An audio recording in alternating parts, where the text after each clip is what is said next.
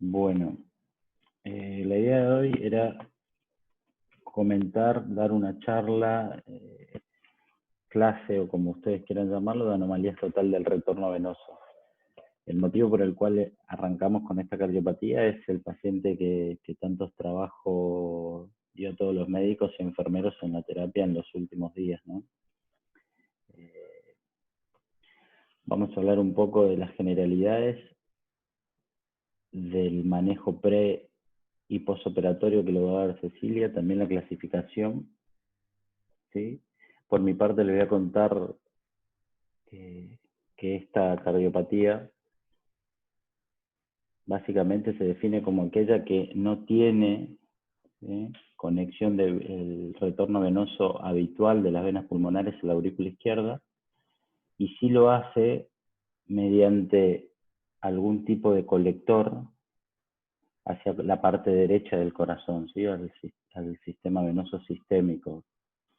Se encuentra entre el 1 y el 2% de las cardiopatías congénitas, y a la hora de charlar siempre con los padres y al momento de la anamnesis, del interrogatorio, siempre se ha recabado información como la exposición al plomo, los pesticidas, el síndrome de asplenia y polisplenia o el síndrome de ojo de gato.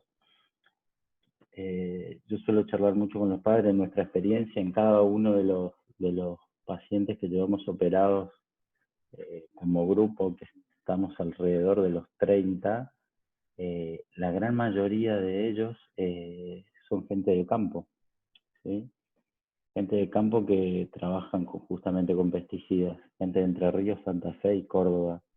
Por lo general se llevan el mayor porcentaje en nuestra casuística. Esto para los chicos siempre está bueno recordarlo, ¿no? Lo que es el corazón normal y el cómo va la sangre. Para nosotros que hacemos cardiopatías congénitas es fundamental el tema de cómo va la sangre, ¿no? Siempre recuerden, al corazón derecho ingresa la sangre por las venas cavas, ¿sí? Inferior y superior, ingresan a la aurícula derecha, a partir de la aurícula derecha, a través de la válvula tricúspide, pasan al ventrículo derecho, con el corazón en sístole, la sangre es eyectada hacia la arteria pulmonar, mediante sus dos ramas se dirigen a los pulmones izquierdos y derechos. Una vez que hacen ahí el intercambio gaseoso alveolo capilar, vuelven por las venas pulmonares al lado izquierdo del corazón, ¿sí? A esto que están viendo acá, que es la aurícula izquierda. Es decir, la aurícula izquierda en un corazón normal es la que recibe el retorno venoso del corazón por las venas izquierdas y por las venas derechas. Pasa de la aurícula izquierda al ventrículo izquierdo por la válvula mitral y en sístole, ¿sí? Es eyectado toda la sangre oxigenada por la aorta. Ese es el ciclo normal de cualquier latido que se efectúa, ¿sí? Este gráfico que había encontrado buscándolo para hacer la clase me pareció súper, pero súper práctico, ¿sí? Es bastante esquemático, muestra cómo todo lo que es el retorno venoso superior lo muestra en rojo, ¿sí? No quiere decir que sea arterial, sino que es todo el retorno venoso superior. Y acá están los diferentes tipos de anomalías, ¿no? Aquellas que mediante un colector, o como realmente se lo conoce como vena levoatriocardinal, llega hasta la vena innominada y ahí a la parte derecha del colector, ¿sí? Esto sería lo supracardíaco. Acá tenemos otro tipo de supracardíaca. Esto que ustedes, acá se puede trazar algo, una línea imaginaria que ya definirían a las cardíacas, y encontramos estas dos, aquellas que van a la aurícula derecha o aquellas que van directamente al seno coronario. Esto que ven aquí, ¿sí? Marcado por la flecha, es el diafragma, es decir, todo lo que esté por debajo de ellos son las famosas infradiafragmáticas o infracardíacas, ¿sí? Y como ustedes ven, el colector, una vez que junta las 4 venas pulmonares, va y desemboca directamente en el sistema porta. Ahora Cecilia se va a explayar bien en la clasificación y en la clínica de ellas. Acá para que sepan, ¿sí? Cuáles son las clasificaciones. Sirve mucho, ¿sí? Tenerlas presentes, sobre todo una vez que uno tiene presente la clasificación, sabe generalmente con qué clínica se puede encontrar. Este video me pareció bueno, dura apenas un minuto y medio, fíjense. Es del Children de Cincinnati, realmente muestra en 3D algo fascinante, que justamente es el tipo de anomalía que tenemos en nuestro pacientito, una supracardíaca. ¿Sí? Acá muestra la aurícula izquierda de las venas pulmonares. Esto sería una vista lateral izquierda.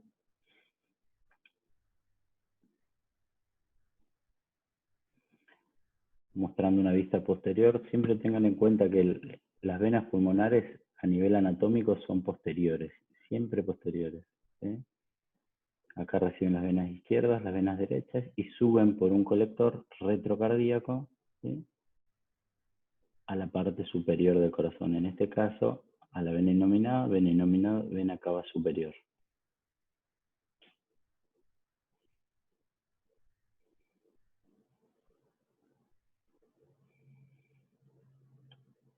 Esta sería una imagen intracardíaca de algo que, una estructura de la cual depende la vida del paciente que tiene estas cardiopatías, que es el foramen oval permeable, ¿sí?, o una CIA. En un gran porcentaje los pacientes tienen foramen oval permeable. Es un pequeño porcentaje de pacientes tiene comunicación interauricular verdadera y son los que mejor toleran clínicamente y los que mejor llegan al momento quirúrgico.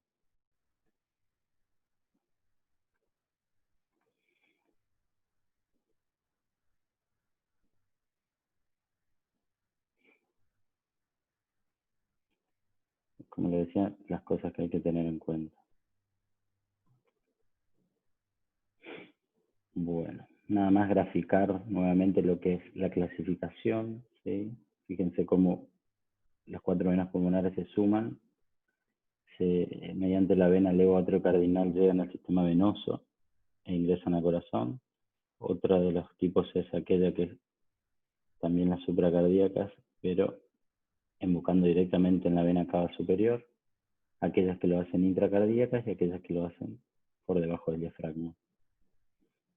La frecuencia, sí, esto está bueno siempre recordarlo, la mayor frecuencia es que el colector vaya y desemboque directamente en la vena innominada, un 16% en la esfera coronaria, en la aurícula derecha un 15%, en la porta un 15 a un 20%, fíjense que es alta la presentación de las infradiafragmáticas, y en la cava superior directamente solo un 15%.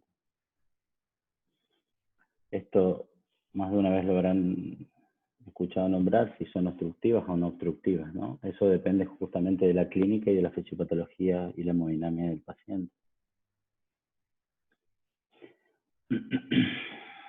Dentro del obstructivo, solo lo voy a nombrar, ¿sí? Es aquella que presenta alguna obstrucción en alguna parte de todo el trayecto. Por lo general puede ser aquella por compresión extrínseca del colector, lo más común es entre la rama pulmonar derecha y la tráquea, o entre el bronquio y fuente izquierdo y la arteria pulmonar. Por menor calibre de conector o por estenosis. Este es el caso de Alegra Estrella, tenía un colector muy chiquito, ¿sí?, casi severamente estenótico en la embocadura de la innominada, y la presentación más clásica es que tenga una CIA restrictiva o un foramen oval restrictivo, como decíamos. ¿Cuáles son las anomalías asociadas? Todo esto ya empeora claramente la morbimortalidad. Generalmente son aisladas y con sitios solitos. Esto es lo único bueno que tiene esta cardiopatía. Cuando se presenta asociada, se presenta transposición, ¿sí? Y cuando se presenta en transposición, generalmente lo hace como fisiología de ventrículo único, ¿sí? Las atresias pulmonares, la atresia trufía, el falot, ventrículo único, cualquiera de las presentaciones. Y cuando se presenta como ventrículo único, siempre un médico tiene que buscar el síndrome de heterotaxia, ¿sí? Asplenia, polisplenia, coartación de aorta y CV múltiples. Esto lo voy a pasar por arriba. Es más que nada la presentación clínica de la supracardíaca, de la cardíaca y de la infracardíaca. Este gráfico está bueno, fíjense. A nivel clínico, la diferencia entre la obstructiva y la no obstructiva, lo que remarqué en rojo, ¿no? Vamos a la obstructiva, que es la presentación que generalmente nos hace correr a todos.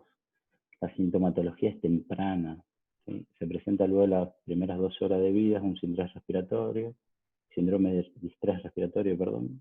Presenta una marcada cianosis, hipoxemia, cuando uno le hace una muestra de gasometría tiene una marcada hipoxemia, una falla cardíaca importante y disnea. ¿Qué es lo que lo tiene que quedar en claro esto? La sintomatología temprana. Si uno la compara en la infección con la no obstructiva, generalmente se presenta entre los 2 o 3 meses. La cianosis es leve o moderada y por lo general, a menos que haya tenido un mal control cardíaco, el primer dato a tener en cuenta es que cuando le hacen una radiografía de tórax tiene una marcada cardiomegalia. La palpación tiene hepatomegalia, por esto que yo le digo es toda la congestión derecha, ¿sí? Tanto cardiomegalia como la hepatomegalia. En las obstructivas presenta mucha hepatomegalia, el precordio es calmo. Y otra cosa a tener en cuenta, el corazón es normal o chico en las obstructivas, ¿sí? La sangre cuesta que llegue, cuesta mantener el volumen minuto, entonces tiene un corazoncito chico.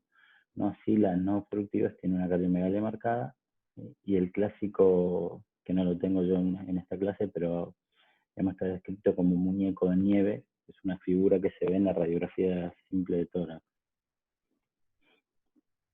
A tener en cuenta el diagnóstico es el ecocardiograma, ¿sí? Acá en estas imágenes que pude encontrar está buena, se ve el ventrículo derecho, la aurícula derecha, el ventrículo izquierdo y la aurícula izquierda, y por acá por detrás de la aurícula izquierda se puede ver el colector retrocardíaco que está llegando, digamos.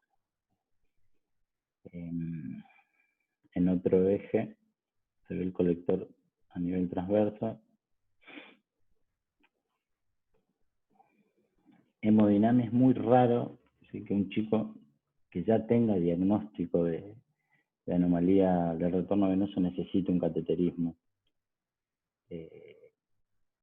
Si lo llegara a necesitar, esta es la imagen con la cual se encuentra. Si ustedes pueden ver bien, se ven las venas pulmonares y un colector, en este caso infracardíaco, que va a ir buscando el diafragma y el sistema porta. ¿Bien? Antes, si nos queda hoy algún tipo de dudas con el diagnóstico, lo que está indicado más que nada es la tomografía. ¿Bien? Si pensamos que tiene alguna cardiopatía asociada, alguna anomalía del arco aórtico, algo que no nos quede claro, lo que mejor tolera un paciente, sepan que es un paciente crítico, como le dije, en hipoxemia, es una tomografía antes que un estudio contrastado que inclusive puede ser mucho más cruento. Esta imagen está buena, ven las venas pulmonares derechas, las izquierdas que se juntan en un colector retrocardíaco y desciende el sistema porta. El lugar donde se hace obstructivo esto generalmente es cuando los calibres de los vasos del lobulillo porta empiezan a disminuir, y ahí es donde se genera la resistencia al flujo pulmonar. Imagínense que todo el retorno viene por acá de un colector gigante, entra al hígado y la vasculatura del hígado es muchísimo menor, muchísimo más chiquita, por lo cual cuando se empieza a ser obstructivo, pasa del sistema venoso pulmonar a un sistema mucho más chiquito, y eso a partir de ahí tiene que buscar nuevamente el corazón derecho, es decir, llegar a la aurícula derecha mediante la vena cava inferior. Esa es la presentación clínica más común del obstructivo infradiafragmático. El tratamiento médico, que ahora lo voy a comentar desde sí, y la cirugía. ¿Cuándo? La cirugía, independientemente del tipo de anomalía del retorno venoso, es tan pronto como sea posible, ¿sí? Se diagnostica, se estabiliza y se opera. Bueno, fundamentalmente, ¿qué es lo que hay que hacer? Ahora al final les voy a mostrar unas imágenes, pero lo que tenemos que hacer es, siempre tengan en cuenta que las venas pulmonares, en lugar de llegar a la aurícula izquierda, llegan a un colector, es decir, a otro vaso, ¿sí? Habitualmente del mismo calibre, es decir, un calibre chico, son recién nacidos, y lo que hay que hacer es anastomosar, ¿sí?, esas 4 venas con ese vaso a la aurícula izquierda. Es una aurícula izquierda chica, no recibió sangre durante la vía fetal, ¿sí? Porque la circulación fetal está también alterada en estos pacientes. Tiene unas cavidades izquierdas chicas, con lo cual siempre hay que tratar de ganar el mayor volumen de aurícula izquierda posible, es decir, se anastomosa el colector, ¿sí? Y si es posible, se amplía con un parche, ya sea el foramen oval o la comunicación interauricular, para que se amplíe el volumen de la aurícula izquierda. En la sínfera diafragmática es básicamente también lo mismo, ¿sí? Las 4 venas se juntan y en el lugar donde se juntan y forman el colector es ahí donde nosotros tenemos que cortar ese vaso y anastomosarlo a la aurícula izquierda. La mortalidad quirúrgica de estos pacientes es el 5 al 10% en las no obstructivas y de casi el 20% en las obstructivas. Las principales causas, como dice acá, son hipertensión pulmonar en el postoperatorio y estenosis de la vena pulmonar. Las arritmias tardías, la enfermedad del seno, es la presentación más clásica de las arritmias de esta cardiopatía. El seguimiento lo hacemos cada 6 a 12 meses. ¿Qué es lo que tenemos que buscar? ¿Sí? Que no haya anastomosis en las venas pulmonares, las arritmias auriculares. ¿Cómo se hace? Mediante Holter, mediante seguimiento cardiológico de rutina. Lo que ven los cardiólogos es fundamentalmente si hay estenosis, si hay aumento de la velocidad en el colector. Eso es lo que van siguiendo. Lo ideal es que sean cada 6 a 12 meses. Esto es fundamental, ¿no? Sobre todo en la información que hay que transmitirle a los padres, que no es necesaria la restricción de la actividad física a menos que presente obstrucción venosa. Son pacientes que se consideran con cirugía correctora una vez que en varios seguimientos no se comprueba que tienen estenosis del colector. No suele ser necesaria la profilaxis ante endocarditis bacteriana, sobre todo si no queda ningún shunt intracardíaco. Bueno, y acá está lo que yo les decía, ¿no? Esta es una imagen, lo que está mostrando la flecha es una imagen del seno coronario y de la llegada del colector acá. Lo que hay que hacer es cortar esto como se puede ver aquí, hacer un solo orificio. Entonces el seno coronario que está recibiendo las 4 venas pulmonares mediante el colector se comunica con la CIA hacia el lado izquierdo del corazón. Eso lo cubrimos con un parche y ya está solucionada la anomalía del retorno venoso seno coronario. Acá lo que se puede ver es una vista posterior del colector. Esto es la aurícula izquierda. Esta es la técnica que se usa luxando el corazón. Si ustedes ven acá, se levanta el corazón está levantado. Se abre el colector longitudinalmente, la aurícula longitudinalmente. ¿Sí? Se genera una boca y se anastomosa uno u otro. La primera complicación que tiene esta técnica, que es luxar el corazón, es que no se hace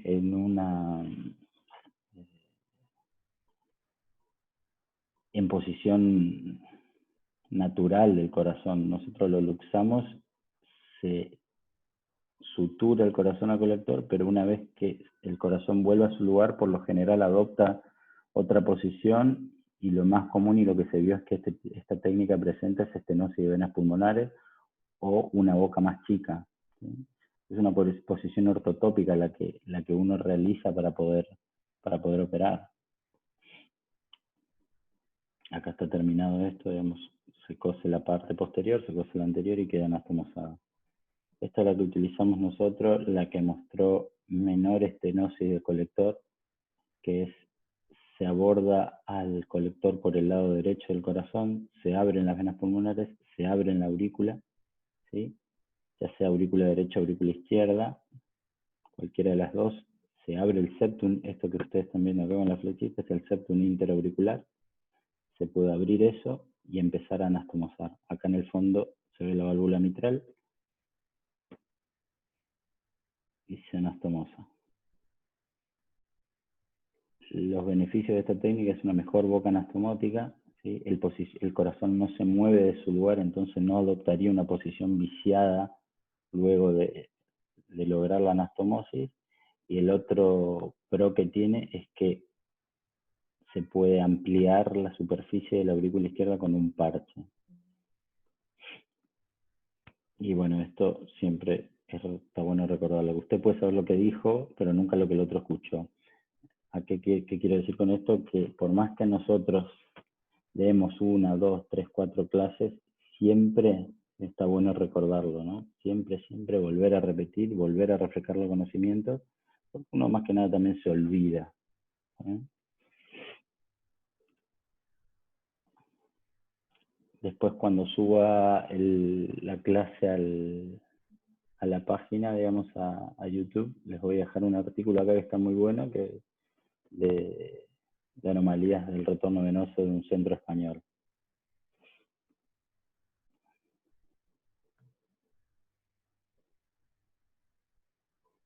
Bien, ¿alguna pregunta?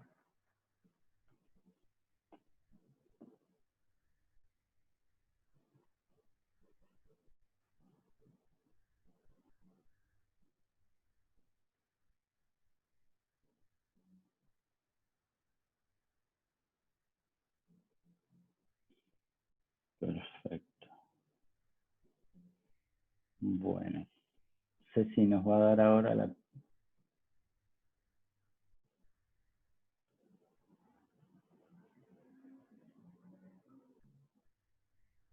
la parte de pre, post y clínica. Cuando quieras, Ceci.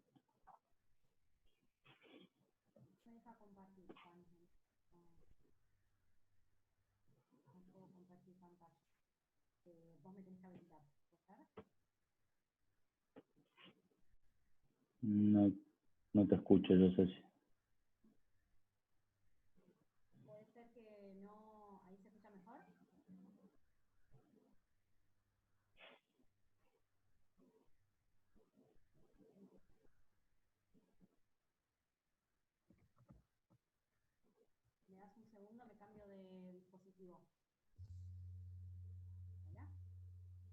Ahí sí.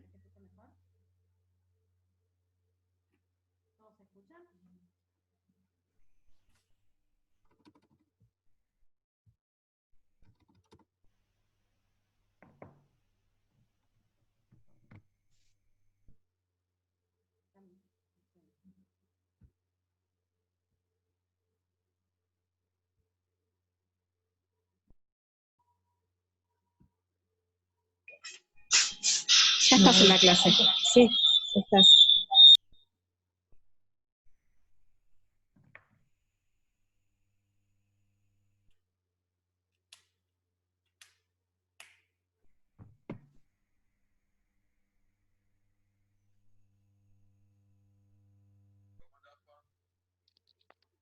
¿Ahí se escucha mejor? Sí. Perfecto. Dame un segundo que comparto la pantalla y estamos.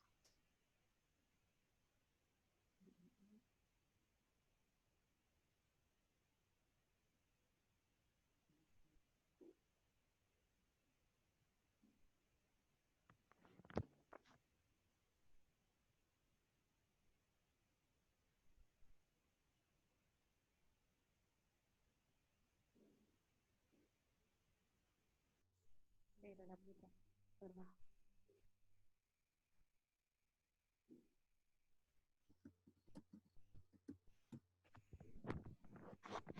Perdón, Juan, te lo puedo mandar Sí. y me vas pasando vos las diapos porque no puedo compartirte.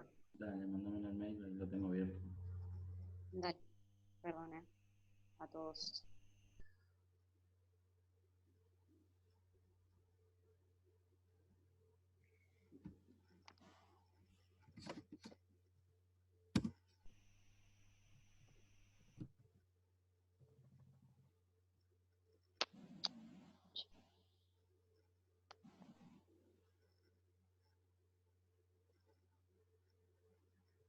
¿Me podrás repetir tu mail? Porque no sé por qué no.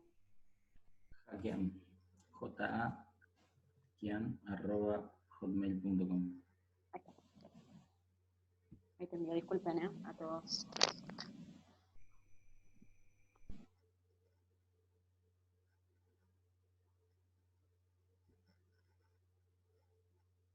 Ahí te llegó.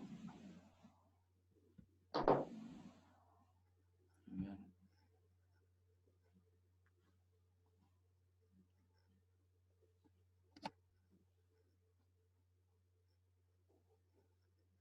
Todavía no. Ahí sí. Ahí sí.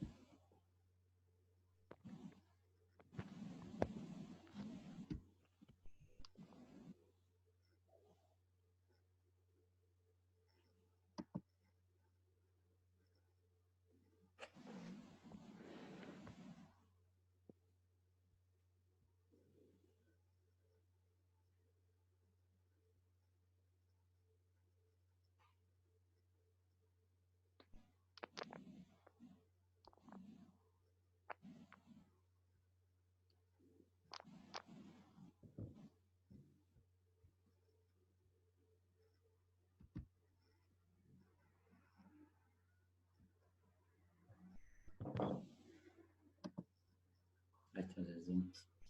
Ahí.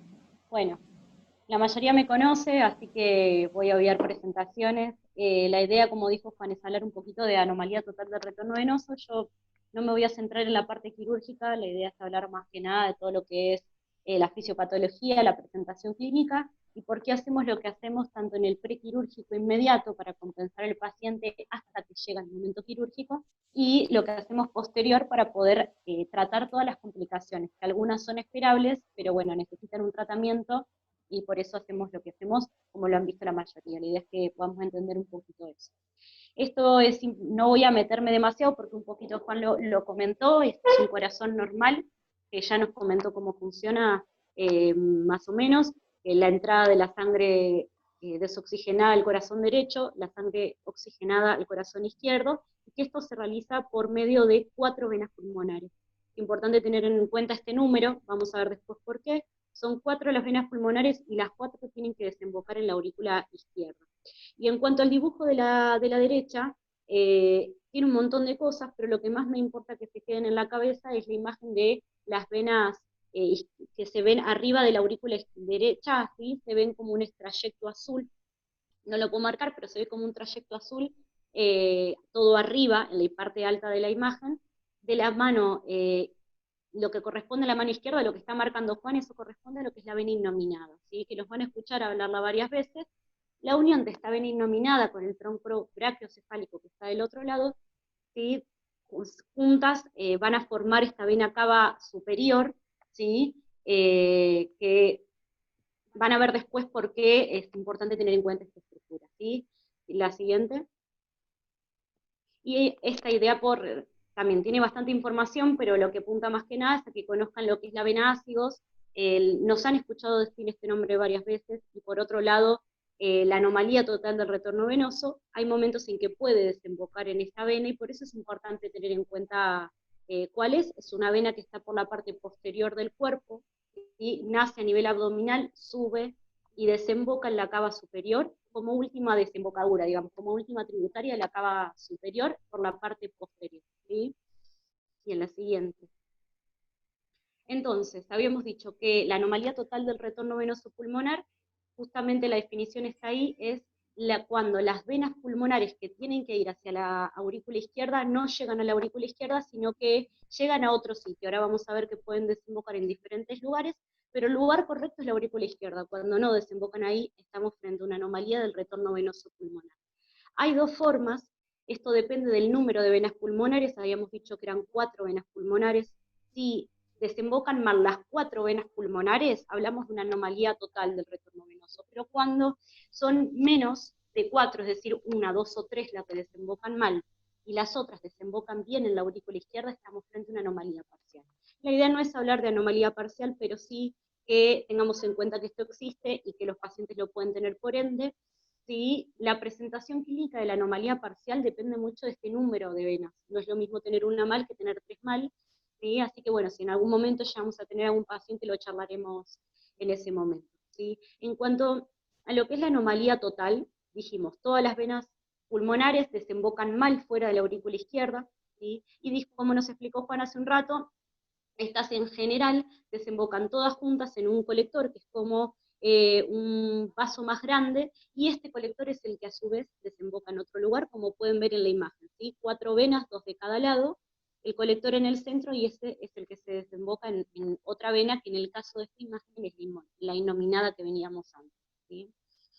Después, con respecto a generalidades, no nos vamos a meter mucho, Juan nos comentó un par de cosas, así que la incidencia es más o menos la que teníamos en porcentajes, y lo que es importante es que si estos pacientes no son tratados adecuadamente, por eso todos se deben tratar en el periodo neonatal, digamos, la tasa de mortalidad supera el 80% en el primer año de vida, entonces estos chicos se tienen que operar al nacimiento, ¿sí?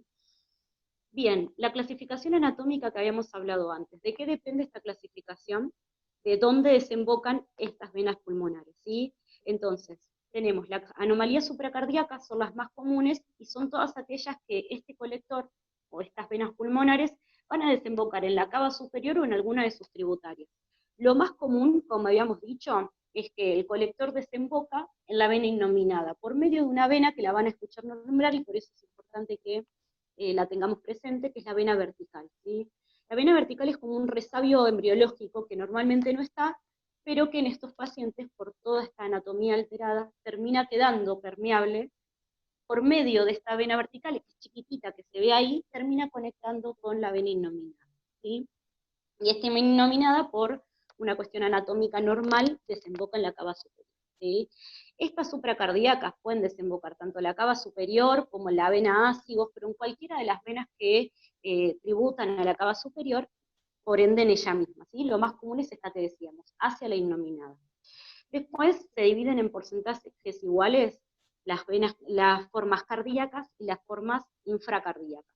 Las cardíacas son las que desembocan en cualquier estructura del corazón, propiamente dicho, y dentro de estas básicamente tenemos dos formas, las que son al seno coronario y las que son a la aurícula derecha. De las dos, la más frecuente es al seno coronario, y para que tengamos en cuenta los que no lo sabemos, el seno coronario es la estructura que recibe las venitas chiquitas del corazón. El corazón, como toda estructura, como todo órgano del cuerpo, tiene arterias que le llevan la sangre para que se nutra, y tiene venas que reciben esa sangre, ¿sí? Como cualquier órgano. El seno coronario es el que recibe la mayoría de estas venitas, y hacia ahí es donde desemboca de manera normal en el caso de estas anomalías cardíacas. La siguiente. En el caso de las infracardíacas, lo importante es que desemboca en este colector y estas venas pulmonares en venas que son la vena cava inferior o tributarias de la vena cava inferior. ¿Por qué es importante esto? Vamos a verlo en un ratito, pero todo lo que hacen es desembocar en estructuras que están debajo del diafragma, ¿sí? Y esto es importantísimo por el comportamiento posterior. Las infracardíacas tienen un comportamiento en general mucho más grave, suelen ser obstructivas, y una de las determinantes es esto. Fíjense que el colector, ¿sí?, que estamos viendo en negro, es muy largo, está bien hacia abajo, y eso, si no lo tenemos, digamos, escrito ahí, no lo tenemos dibujado, pero en el medio de todo eso está el diafragma, y eso nos contribuye a esta obstrucción que vamos a ver en un rato, ¿sí? Y por último, están las formas mixtas, no son comunes, pero pueden existir, y es cuando desembocan en dos formas distintas, ¿sí? Lo más común es la que está escrita en la diapositiva, que desemboca en una parte en el seno coronario y otra parte en la vena innominada, entonces tenemos una forma supra y otras venas que van a ser cardíacas, digamos, que tenemos una combinación. Lo importante de esta, más que nada, es porque la conducta quirúrgica puede ser diferente, entonces siempre es importante donde drenan cada una de las venas. Bien. La siguiente.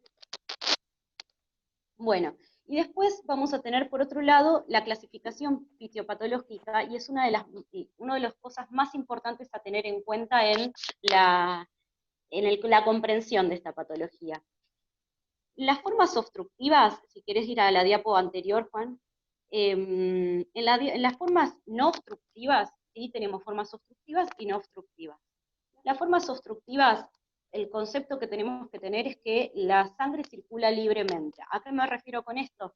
La sangre va de las venas pulmonares al colector, del colector, en este caso a la innominada, y de la innominada a la aurícula derecha. Y de ahí va hacia el ventrículo derecho una parte, para volver a ir al circuito pulmonar y seguir todo un recorrido similar. Y por el otro lado, parte de esta sangre va a ir por esta CIA que comentábamos, que es fundamental su existencia, para pasar al corazón izquierdo, ¿bien? Y de ahí, sangre que va a ir al resto del cuerpo. Esta circulación, si bien es anatómicamente incorrecta, permite una circulación continua de sangre, entonces no se acumula sangre en el pulmón, como vamos a ver en un rato, y le llega sangre al corazón izquierdo, y esta llegada de sangre al corazón izquierdo nos permite mantener un volumen minuto, es decir, perfusión de los órganos, ¿bien? Estas formas, por suerte, son las más frecuentes, pero uno tiene que saber que existen las otras porque, como habíamos visto en la clase anterior, se presentan en un número bastante considerable y cuando están son de extrema urgencia en general, ¿sí? La siguiente. Entonces, en las formas obstructivas, que es la contraposición, tenemos limitación, como dijimos, en lo que es el pasaje de sangre, es decir, la sangre en algún punto de todo el recorrido que dijimos antes no pasa correctamente. Esto puede ser en diferentes partes, puede ser en el corazón, en el colector, perdón, por una compresión extrínseca o porque el colector en el lugar donde se desemboca se hace más chiquito y eso hace que la sangre pase menos. Es la forma, por suerte, más frecuente la que compromete al colector, ¿sí? Puede darse a nivel de la CIA, es decir, esta CIA que permite que la sangre pase del corazón derecho al corazón izquierdo no pasa bien, entonces se acumula la sangre del lado derecho y el corazón izquierdo ni se entera, no tenemos volumen minuto, el corazón izquierdo está muy vacío. Y por último tenemos otra forma que es la estenosis, o que las venas pulmonares sean chiquitas. Esta es la forma de peor pronóstico, porque cuando las venas pulmonares son muy, muy chiquitas, y la estenosis se debe a esto, muchas veces no es posible corregirlo con cirugía, entonces eso hace que sea complejo de corregir, ¿bien? Y que el pronóstico de por sí del paciente sea peor, ¿bien? Pero estas serían como las formas más importantes. La forma vascular Weiss que está ahí escrita, no quiero que se compliquen demasiado, tiene relación con una cuestión anatómica. Si nosotros nos imaginamos, podemos ver que tenemos el colector y arriba hay como un vasito chiquitito, ¿sí? Ese vasito es el que decíamos que es la vena vertical. Y esta vena vertical está ubicada entre dos estructuras, en este caso la arteria pulmonar izquierda y el bronquio izquierdo, se forma como un sanguchito, ¿sí? Y se comprime esa vena vertical. Y eso hace que, por compresión extrínseca, se forme como una bisagra y me funciona como obstructivo. A eso se refiere este vascular Weiss, que por ahí es un nombre raro, pero apela a esa estructura que se comprime por dos otras estructuras existentes a nivel normal, digamos. Bien, como concepto es eso, y lo más importante es que se lleven esto que acabamos de decir.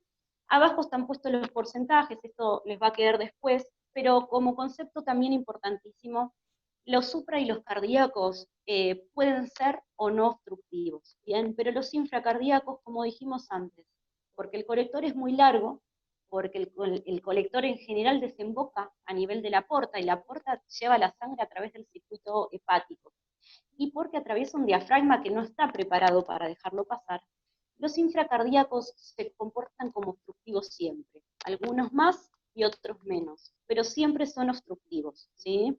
Eso como concepto general, entonces siempre que estoy frente a un paciente infra, siempre va a ser obstructivo, por más que no me lo aclaren, lo tengo que tener de esta manera. ¿Bien? Entonces, resumiendo dos conceptos grandes que dijimos hasta ahora, ¿sí? Nosotros tenemos dos circuitos venosos, el circuito sistémico y el circuito pulmonar, ¿sí? La sangre que viene de la cava superior y de la cava inferior, y la sangre que viene de las venas pulmonares, que las dos desembocan en la aurícula derecha, ¿bien? La aurícula derecha recibe un montón de volumen, mucho más del que debería recibir, y todo ese volumen, si bien parte pasa por esta CIA que dijimos hacia el lado izquierdo, una gran cantidad de esa sangre llega al ventrículo derecho y va a llegar al pulmón, con lo cual una determinante importantísimo de la fisiopatología de estos pacientes es el hiperflujo pulmonar.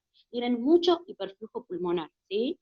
Y por el otro lado, el concepto de obstrucción, que ya lo dijimos, estos pacientes, si tienen obstrucción, no todos lo tienen, pero cuando la tienen, lo que tienen es que la sangre, como no circula adecuadamente, no llega bien al corazón izquierdo y se acumula en el pulmón, porque queda toda para atrás, ¿sí? Entonces, como se acumula en el pulmón, tengo un pulmón completamente cargado de líquido, tengo congestión retrógrada. La manifestación clínica de estas dos situaciones, ¿sí? Son un paciente con insuficiencia cardíaca en diferentes grados de descompensación y un paciente con edema de pulmón, como dijimos, en diferentes grados. Puedo tener desde un edema mucho más, digamos, una congestión pulmonar más sencilla, hasta un grado de edema de pulmón gravísimo, ¿sí? Bien. La siguiente. Bien, entonces, acá está todo escrito, la idea no es marearlos con toda esta información, esto después lo pueden releer, pero si lo piensan, esto sale completamente solo, ¿sí? Si yo tengo un paciente con mucho hiperflujo pulmonar y que va a tener diferentes grados de obstrucción al flujo, como dijimos antes, ¿sí?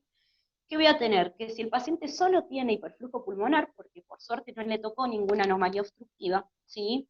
Va a ser un paciente con un buen flujo al ventrículo izquierdo, un paciente que tiene sobrecarga del pulmón, pero no es una sobrecarga extrema, entonces va a respirar un poquito rápido, porque el pulmón está trabajando mal, entonces va a respirar un poco rápido, va a estar taquipneico, la frecuencia respiratoria va a estar elevada, y va a tener un poquito de tiraje, ¿sí?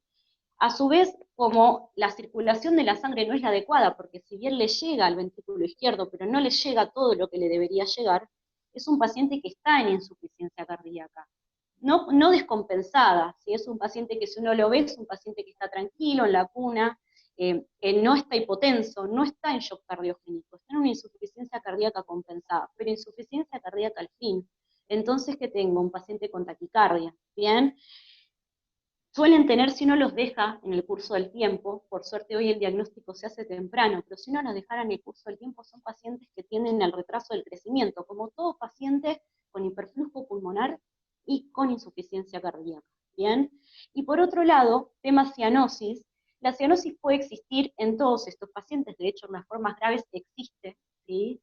Pero no es una cardiopatía cianosante, no es como una tetralogía de Fallot en donde la definición la hace la cianosis, ¿sí?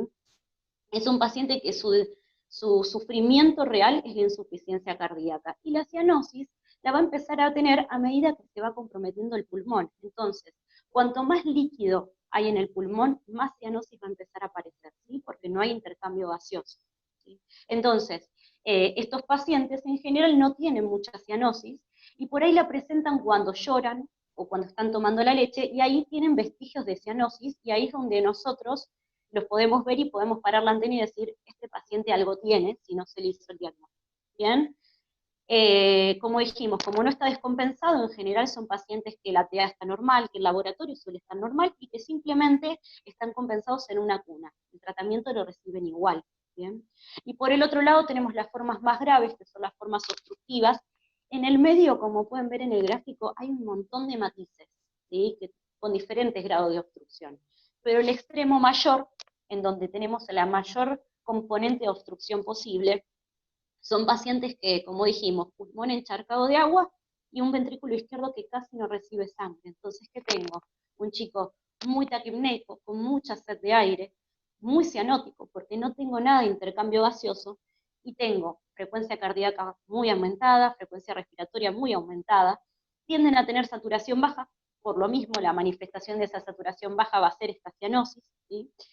Y en general son chicos que en las formas más extremas están en shock cardiogénico, son extremadamente graves. Entonces tengo TA baja, tengo los pulsos periféricos débiles y tengo las extremidades frías, como todo paciente en shock. Bien, la hepatomegalia, como nos comentaba Juan, la hepatomegalia existe siempre, pero en los casos más extremos la hepatomegalia va a ser mucho más marcada, y voy a tener tendencia a la acidosis, como todo paciente en shock, con una predominancia de lo que es la lactacidemia, o sea, empieza a aumentar el ácido láctico. Bien. En cuanto a los soplos, no los quiero marear, el soplo que existe en estas formas, las formas obstructivas, es un soplo por insuficiencia tricuspidia, en los otros es por hiperflujo. Lo único que me gustaría que se queden como concepto. Después el resto lo podemos charlar si quieren en otro momento, pero la idea es esta, ¿sí? Paciente con mucha obstrucción es un paciente grave, el shock cardiogénico, un paciente sin obstrucción es un paciente estable, con hiperflujo pulmonar, pero en general que está estable, tranquilo, y solo con algunas medicaciones que ahora vamos a ver. La siguiente. Bien, en cuanto a lo que es los exámenes complementarios, las pueden chusmear, la idea es que lo razonemos. Si ustedes tienen un paciente que ha recibido mucha sangre en el circuito derecho, ¿sí? En la aurícula y el ventrículo derecho, y ha recibido poquita sangre, ¿sí? En lo que es la aurícula izquierda y el ventrículo izquierdo, lo que va a tender a hacer con el curso de los días y en el curso de las semanas es ir dilatando las cavidades derechas. Entonces, es un paciente que en general, si uno lo mira, tiene cavidades derechas muy grandes, ¿sí? A más hiperflujo, más cavidades derechas grandes, dilatadas, enormes. Y lo opuesto, ¿sí? Y en el caso de las formas con menos hiperflujo, ¿sí? Voy a tener un poquito menos. Y en el caso de las cavidades izquierdas, tienden a ser chiquititas, ¿bien? De hecho, ahora lo vamos a ver, pero es una de las cosas que más nos importa a la hora de hablar de estos pacientes. Las cavidades derechas son grandes, las cavidades izquierdas son chicas. Eso lo vamos a ver en el electrocardiograma, porque vamos a ver, estas R grandes que tenemos, hablan de R grandes en las derivaciones derechas, hablan de ventrículo grande de las cavidades del lado derecho, ¿sí? Y en el contexto de la radiografía de tórax, lo que vamos a ver es cardiomegalia por cavidades grandes, a predominio de cavidades derechas, no de cavidades izquierdas. Y otra cosa que vamos a ver es que, como todos estos pacientes tienen hiperflujo pulmonar y tienen mucha congestión del pulmón, en general tenemos una placa blanca. Va a ir en diferentes matices, como habíamos dicho, hay chicos que tienen menos compromiso, entonces la placa tiende a ser más negra o más normal, digamos, y hay formas más comprometidas en donde la placa es totalmente blanca, y eso nos habla del grave edema de pulmón que tiene, ¿sí? La forma tardía de todo esto, si no, por suerte uno hoy no tiende a ver estos casos porque suelen diagnosticarse temprano, pero hace un par de años atrás, cuando uno veía a estos pacientes que quedaban librados a libre evolución porque el diagnóstico no se hacía temprano, con el curso de los meses, si uno lo va dejando, alrededor del quinto o sexto mes, empieza a verse en la placa de tórax, es la siguiente, Juan, podemos ver en la placa de tórax el famoso hombre de nieve, digamos, ¿sí? O muñeco de nieve. ¿Por qué? Nosotros tenemos las cavidades derechas grandes, como dijimos, cavidades izquierdas chiquitas. Y lo que empezamos a tener es esta innominada que empezó a dilatarse, una cava superior que empezó a dilatarse porque recibe un montón de volumen, y todo esto en el curso de los meses se fue dilatando y generó este famoso hombre de nieve, que como decíamos, por suerte hoy no se ve porque habla de que este paciente estuvo librado al azar, o que no recibió un tratamiento oportuno, digamos. Y hoy, por suerte, estas placas ya no las vemos tanto, pero está descrito y se ven alrededor del quinto o sexto mes, ya empieza a verse este tipo de placas. La siguiente. Y por último, el ecocardiograma. Estos son los datos que el ecocardiografista o el cardiólogo que le está haciendo el estudio tiene que reflejarnos. Todos estos datos son fundamentales para enfrentar a este paciente. Como decíamos, importantísimo saber que todas las venas pulmonares están y dónde desembocan, digamos. Necesitamos las 4, a mí no me sirve que me hablen de solo una, necesito las 4 venas, ¿bien? Necesito saber si está obstruido o no, parte me lo va a decir la clínica, por lo que decíamos, un paciente obstructivo es extremadamente más grave, pero igual lo tengo que ver en el ecocardio, ver si tiene ductus, ver si tiene CIA, que en general estos pacientes tienen CIA porque si no es prácticamente incompatible con la vida, pero ver si esta CIA es chiquitita, si es una CIA grande, porque también me va a marcar la diferencia, las dimensiones del ventrículo izquierdo, porque decíamos, tiende a ser chiquito, y ahora vamos a ver las dimensiones del ventrículo izquierdo, cuanto más chiquito, peor es para el postquirúrgico. Y lesiones asociadas, por lo que decía Juan antes, no es lo mismo la conducta quirúrgica en un paciente que solo tiene una anomalía con una CIA a un chico que tiene una transposición o que tiene algún otro tipo de anomalía o de alteración, digamos, de la formación cardíaca. La siguiente. Bien, en cuanto al tratamiento, y acá si algo no se entiende después lo charlamos bien, lo importante ante todo paciente que yo enfrento es establecerme objetivos de lo que yo quiero tratar. ¿Qué quiero tratar puntualmente? Y a partir de ahí especificar qué tratamiento voy a utilizar, qué medidas voy a tomar, ¿sí? En nuestro paciente nosotros sabíamos que teníamos un pulmón sobrecargado de volumen y que en los casos más graves no tengo buena perfusión periférica, tengo un chico con una insuficiencia cardíaca grave o incluso en shock cardiogénico. Entonces lo que yo quiero hacer es restituir esas dos cosas, mejorar el trabajo pulmonar y disminuir el estado de shock o compensar esa insuficiencia cardíaca. Entonces, ¿qué voy a hacer? Lo primero que voy a hacer es indicar diuréticos. ¿Por qué? Porque yo estoy hablando de un paciente que él tiene el líquido que necesita, pero lo está manejando mal y lo tiene todo en el pulmón. Y yo necesito secar ese pulmón. Entonces, ¿cómo lo voy a hacer? Dando medicaciones para ayudarlo a eliminar ese líquido. Y eso lo hago con los diuréticos. Los diuréticos son la droga de la anomalía. Yo tengo que tener a toda anomalía, por más que esté perfecta, sentada, en general van a ver que está divina, pero lo tenemos con algún tipo de diurético. En el caso que esté compensado, lo tenemos con un diurético intermitente. En estos casos estaremos con un diurético continuo o incluso con combinación de diuréticos. Pero todos los pacientes con anomalía tienen algún tipo de diuréticos por lo que decimos. Tengo mucho flujo pulmonar y tengo que secar el pulmón. Lo siguiente es la ventilación a presión positiva. No todos los pacientes la necesitan, hay pacientes que sí, y a medida que van progresando la gravedad va a necesitar mayor complejidad en esta ventilación a presión positiva, que puede ir desde el chanchito, la Hudson que nosotros acostumbramos a usar, a una total phase e incluso la ventilación invasiva más compleja. En cuanto a esto, los dos puntos que me importa que ustedes tengan en la cabeza es que después podemos hacer en algún momento una clase de interacciones cardiopulmonares, pero los dos puntos que son importantes son la PIP y la FIO. La PIP básicamente lo que hace es, me mantiene abierto el alvéolo, ¿sí? Y el alvéolo abierto, y con otro alvéolo al lado que está igual de abierto, lo que hacen es comprimirme los vasos, esos capilares que están alrededor. Si yo comprimo esos capilares, reduzco la entrada de aire, reduzco la entrada de agua, ¿sí? La llegada de sangre al pulmón.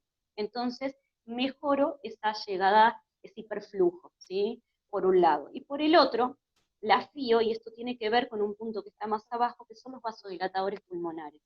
Estos pacientes, nosotros para entender lo que vamos a hacer, pensémoslo como una autopista, ¿sí? Yo puedo tener 3 carriles, 1 carril o 5, ¿sí? Si yo tengo 3 carriles, tengo una cantidad de autos dando vueltas. Si yo tengo 5, tengo más. Y esto es igual. Si yo tengo todos los vasos abiertos y yo le agrego un vasodilatador, amplío el tamaño de estos vasos. Es decir, me va a llegar más sangre. El pulmón se me inunda más. Entonces, yo tengo que tratar de no vasodilatar el pulmón bajo ningún punto de vista. Entonces, anulo todas esas drogas. Entonces, ¿qué hago? Saco el oxígeno porque es un vasodilatador pulmonar, saco el óxido nítrico, no lo utilizo, ¿bien? Ahora, ¿lo voy a dejar sin oxígeno a mi paciente? No, porque dijimos que estos pacientes están con cianosis, están con hipoxia, y la hipoxia no es buena. Entonces, oxígeno le voy a dejar, pero le voy a dejar para saturar 80, 85, no lo quiero saturando 100, porque un paciente que satura 100 con hiperflujo pulmonar, me aumenta el flujo en el pulmón y lo pongo peor. Entonces, 80-85 de saturación en el prequirúrgico, ¿sí? Después, hablamos de que tenemos mucho líquido dando vueltas y todo está en el pulmón, no le quiero pasar más líquido, entonces limito el aporte de volumen, y si le tengo que pasar, que sean pocas cantidades y lento, pero fundamentalmente trato de no aportarle, ¿bien? Corregir la acidosis metabólica, esto es más que nada en los estados de shock, porque la acidosis disminuye la función del ventrículo, entonces me pone en más shock al paciente todavía, ¿sí? No me permite que el chico haga pis, entonces los diuréticos no van a funcionar. El paciente debe salir de la acidosis. Después, estos pacientes tienden a tener infecciones respiratorias. ¿Por qué? Porque el pulmón está trabajando mal, está con mucho líquido, el alvéolo no tiene aire, tiene líquido adentro, y eso genera un ambiente donde las bacterias crecen más rápido.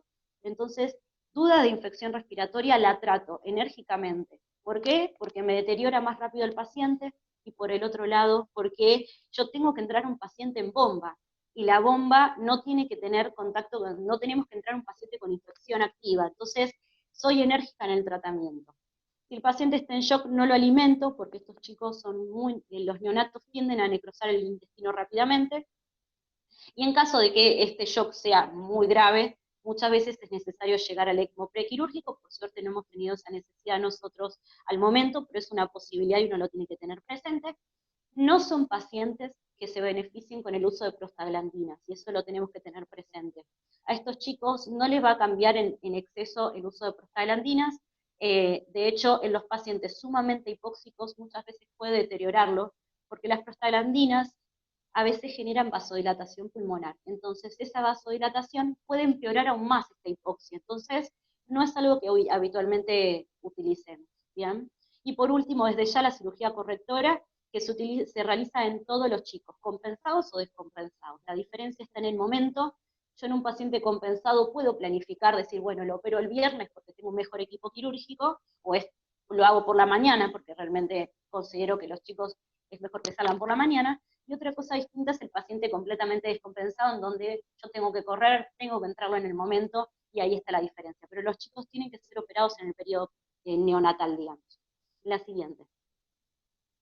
En cuanto a las medidas, ya veníamos hablando de lo que tenemos que hacer. En cuanto a lo que es el monitoreo, a la hora de estar al lado de la cama del paciente, tenemos dos formas de monitoreo. El monitoreo básico, que lo van a tener todos los chicos. Electrocardiograma, saturación y presión no invasiva, y balance. En estos chicos, fundamental el balance, ¿sí? Por lo que decíamos, lo tengo con diuréticos, quiero que tenga un balance negativo, lo tengo que tener en balance continuo. Y el monitoreo avanzado, que lo voy a tener únicamente en pacientes que están más invadidos, tensión arterial invasiva, capnografía si están invadidos, si están ventilados, perdón, y el NIRS, que si bien no lo tenemos mucho en uso en la unidad, es una medición muy importante en estos pacientes sumamente descompensados, especialmente los chicos. La verdad que nos permite adelantarnos a la descompensación, así que es una medida que está bueno utilizar. Si ustedes la tienen en algún servicio donde trabajan, está bueno. En cuanto a lo que uno espera encontrar en el electrocardiograma, ver el trazado, tiene que ser un trazado sinusal, el chico tiene que tener un trazado sinusal, o le tengo que prestar atención para el diagnóstico previo, digamos. Buscar una frecuencia cardíaca esperable para la edad, 120, 160, en estos chicos está bien. Buscar una saturación, como decíamos, el chico no debe saturar más de 90, si lo puedo tener entre 80 y 85, mejor, ¿sí? Pero tengo que hacerlo que no sature demasiado. La TA percentilo 5 para la edad del niño, son neonatos, así que con un 60 de sistólica, 40 de media y 30 de diastólica estamos bien. Igualmente también uno tiene que tener en cuenta que muchas veces toleramos presiones un poquito menores, pero en tanto el chico tenga diuresis activa, a veces toleramos presiones un poquito menores, pero como concepto tenemos que buscar estas presiones que están escritas. La capnografía, digamos, lo que buscamos es el censar la CO2 expirada, y en cuanto a esto buscamos valores de CO2 de 40, 45, buscamos que el chico tenga una leve acidosis respiratoria, porque eso me vasocontrae el pulmón y mejora esta sobrecarga que dijimos. Y en cuanto al balance, dijimos balance negativo estricto, no podemos tener balance positivo en estos pacientes. La siguiente.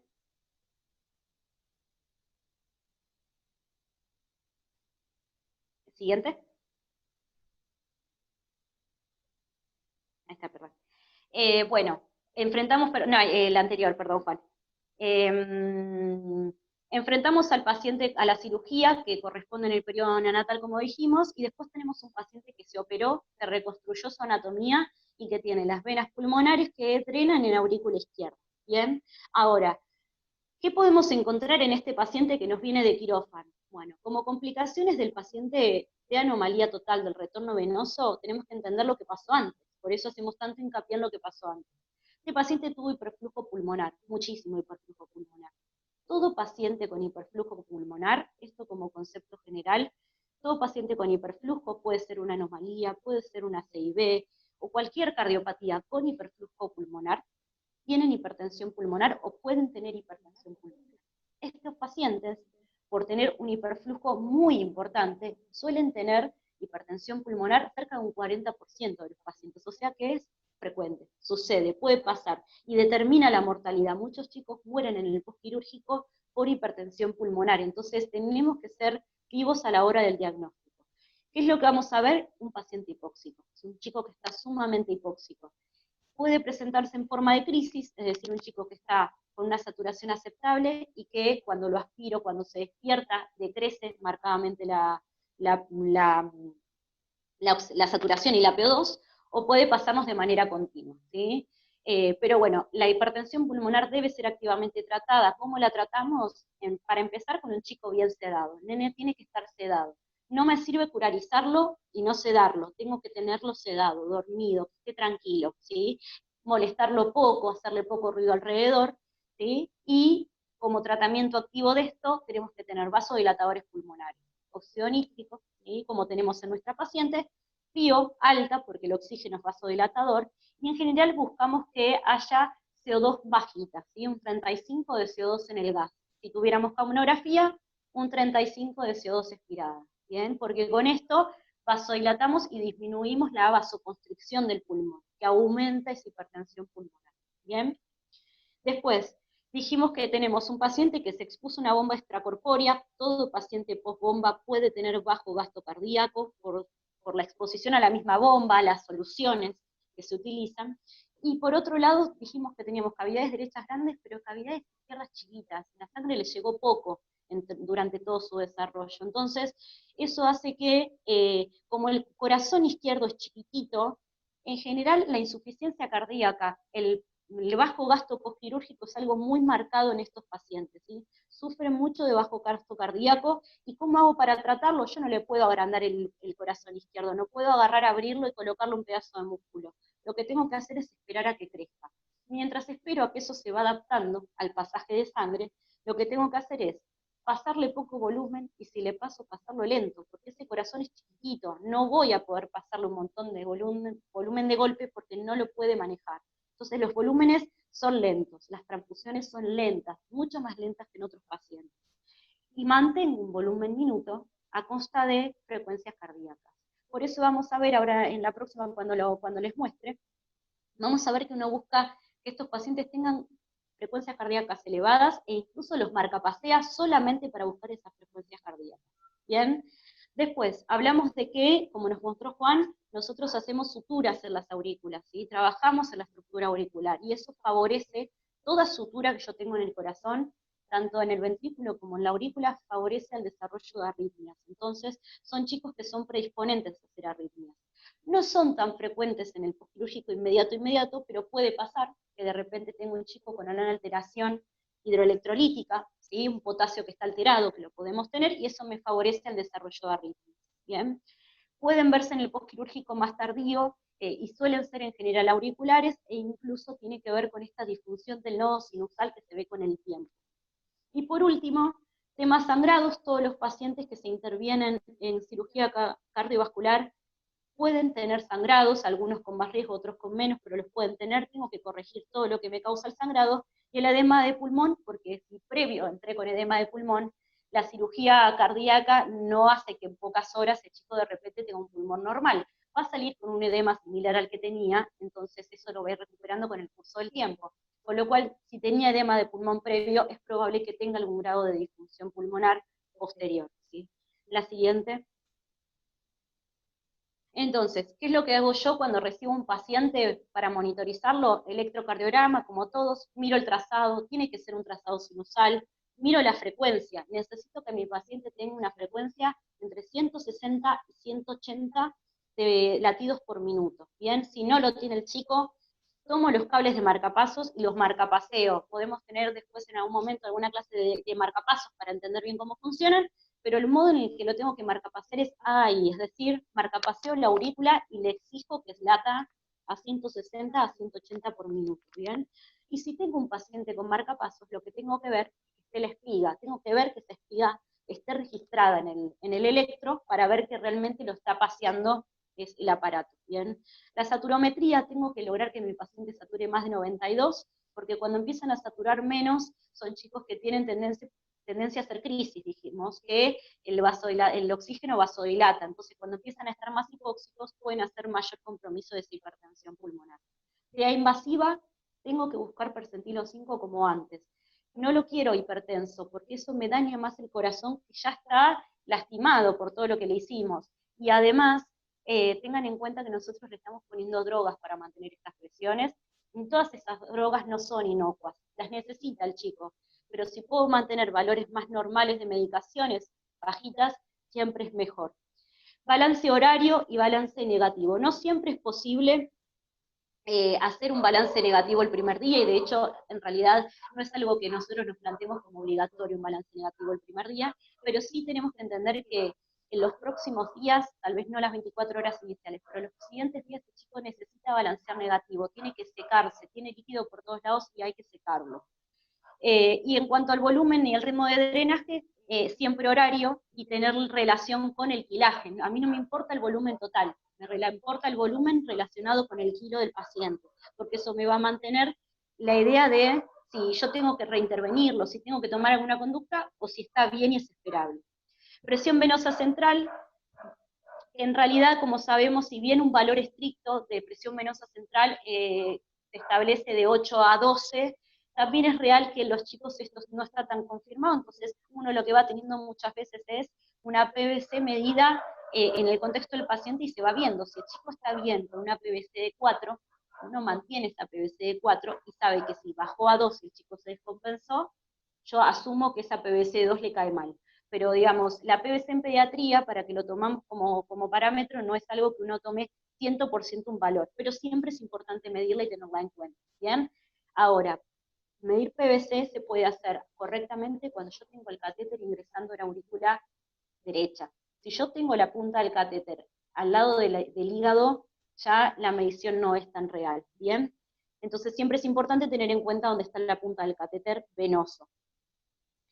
Tórax, generalmente estos pacientes, como tienen mucha tendencia a bajo gasto, suelen salir con tórax abierto, y en ese caso, uno de los que esté a cargo del paciente tiene que tantear la malla. ¿Por qué? Porque si el chico tiene tendencia a sangrar, y si en algún momento esa malla se vuelve más bombé, más tensa, ahí yo noté el cambio de que el chico puede estar sangrando y veo la diferencia en la malla. Tal vez no lo note tempranamente en el paciente por el tórax abierto, pero sí lo veo en la malla, ¿bien? Después controlar el marcapasos y controlar todo lo que son las conexiones desde ya, conexiones, seteo de las bombas y demás, como para estar al tanto de todo. La siguiente y última, así ya no los mareo más, acá menciono 4 complicaciones más que existen, que tal vez no son inmediatas, pero que existen y que muchas veces suceden. Una es el girotórax. Esto se da mucho en las formas obstructivas, pero puede suceder en cualquiera de estas anomalías, y tiene relación con que como hay estasis de la sangre en el pulmón, tienen tendencia a generar algunas alteraciones, y esto favorece al girotórax, entonces puede suceder. Puede, por la misma cirugía, por la zona de trabajo, generarse parálisis frénica, y eso lo que nos va a dar es un diafragma alto, ¿sí? Nos va a dar parálisis diafragmática. Estenosis venosa, que tiene que ver con que estas venas pulmonares se pueden estenosar, y eso con el curso del tiempo, si sucede, deteriora el pronóstico del paciente. Y por último, y lo destaqué así como en la diapositiva anterior destaqué hipertensión pulmonar, puede suceder obstrucción del colector.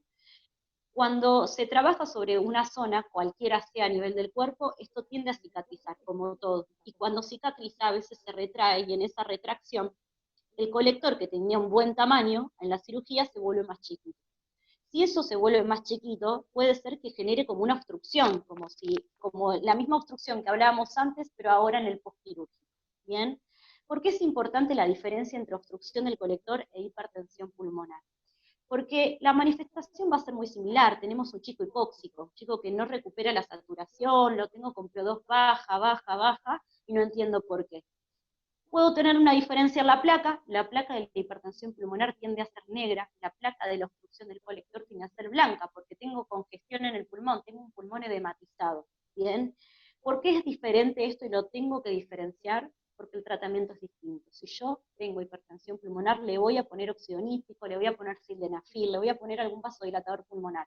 Si yo le pongo el vasodilatador pulmonar a la obstrucción del colector, lo voy a empeorar. Entonces, tengo que entender esta diferencia, y aparte porque el tratamiento es diferente. Si yo tengo obstrucción del colector, puede ser que necesite una reintervención, cosa que con la hipertensión pulmonar no lo puedo modificar con ninguna técnica quirúrgica. ¿Bien?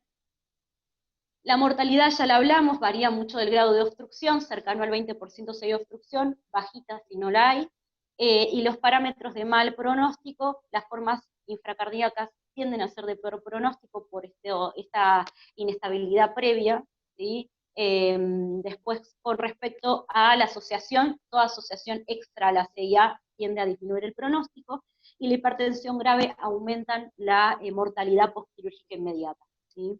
Creo que no hay mucho más. A ver la siguiente, creo que ya no había ninguna. Bueno, hemos concluido. No sé si a alguno le quedó alguna duda, yo no me adentré mucho en los controles posteriores que les comentó Juan, pero la idea un poco era entender lo que hacemos en el inmediato, cuando yo recibo al paciente, qué es lo que seguro tengo que ir a ver, seguro tengo que descartar o mirar, digamos. Pregunten tranquilos si alguno tiene alguna duda.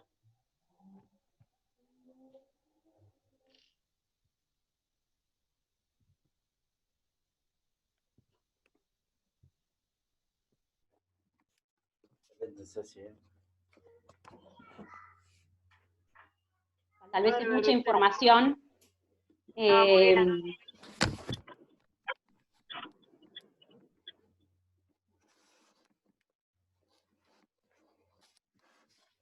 Nuestra paciente que tenemos acá es una paciente, como mencionaba Juan, supracardíaca, que se comportó como obstructiva porque de hecho tenía la obstrucción en el colector, y fíjense que muchas de las complicaciones que tuvimos la tenemos en este paciente, las que estudiamos recién la teníamos en este paciente, y algunas aún no hemos podido diagnosticarlas. Fíjense si hacen memoria que muchos de nuestros pacientes tuvieron quilotórax, que siempre preguntamos la velocidad en el colector porque queremos ir a ver que no esté obstruido. Fíjense que si uno hace memoria de las cosas que vimos en cada uno de nuestros pacientes, más o menos venimos evaluando lo mismo. Entonces, cuando uno tiene presente las complicaciones según la fisiopatología, es mucho más rápida, es más fácil de acordarse, digamos. Para mí, si uno lo encara de esa forma, les va a resultar mucho más sencillo.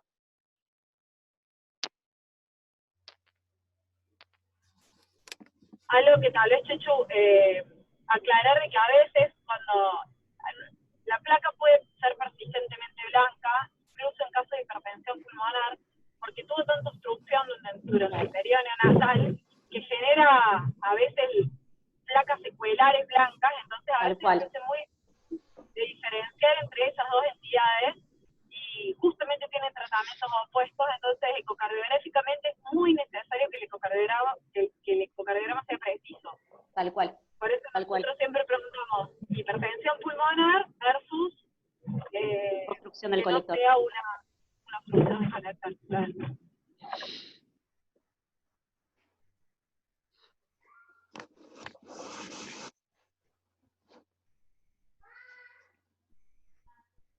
Bueno, ¿alguna pregunta? Ceci, muy buena la clase, la verdad. Súper. Después si la quieren que se las pase por mail o algo, no hay ningún problema. Yo no tengo problema con eso, así que las puedo pasar. Bien. Bueno, la idea es, esta charla la vamos a subir a la página de YouTube del servicio, y vamos a subir también las presentaciones, digamos, por ahí para que el que quiera ver solo la presentación de PowerPoint la vea solo, o el desarrollo de los expositores. ¿Sí? Bueno, chicos, la verdad, muchas gracias por su presencia. Si no queda ninguna duda, liberamos a todos.